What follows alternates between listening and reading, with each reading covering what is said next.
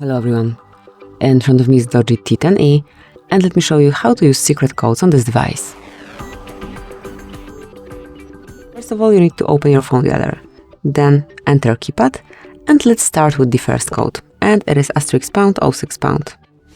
Here we've got device information, so whenever you need email or serial number, it's the quickest way to check it.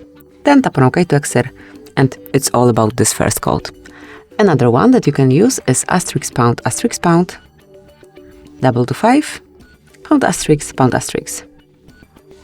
And here you've got the calendar info, so all upcoming events from every calendar that you have would be displayed right in front of you. Let's go back.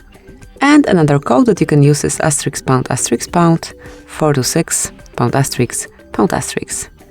And now we've got FCM diagnostic mode.